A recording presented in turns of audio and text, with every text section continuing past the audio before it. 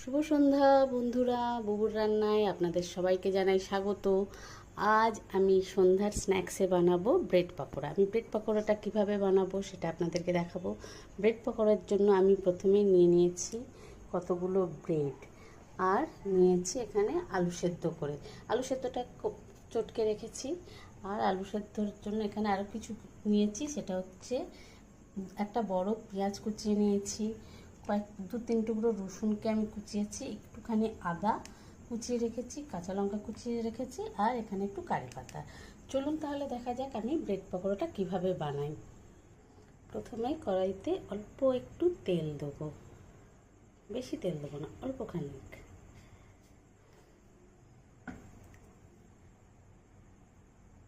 ফোড়নের জন্য দিচ্ছি অল্প একটু সর্ষে,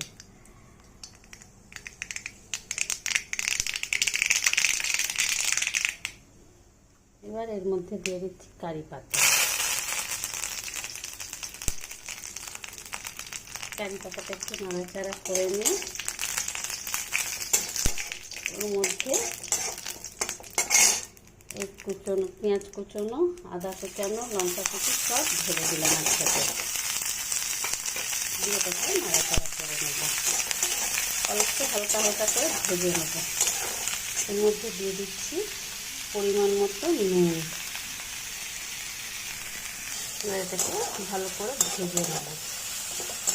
খুব বেশি ডিপ করে ভাজবো না, জাস্ট কাঁচা গন্ধটা চলে যাওয়া অবধি ভাজবো। এদিকে ব্রেডগুলোকেও আমি কোনাকুনি কেটে নেব এইভাবে।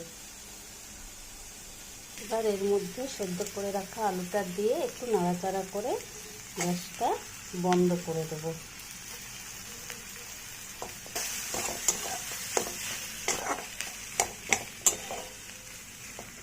আলুটা এই অবস্থায় নামিয়ে নেবো আমি। এইভাবে পুর দিয়ে আরেকটা ব্রেড দিয়ে আমি চেপে দেবো। আপনারা চাইলে আগে পুর দিয়ে তারপরেও ব্রেডটাকে এইভাবে কেটে নিতে পারেন, বা আপনাদের পছন্দ অনুযায়ী শেপ দিয়ে কাটতে পারবেন। এর মধ্যে আমি কিছু বাদামও দিয়ে দিয়েছিলাম। আমি একটা বেসনের ব্যাটার তৈরি করে নিচ্ছি, দিয়ে দিলাম বেসন,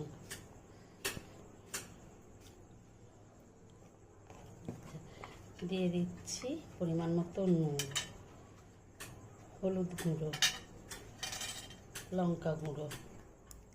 কড়া গরম করতে বসিয়ে আমি বেসনটা গুলে রেখে নিলাম।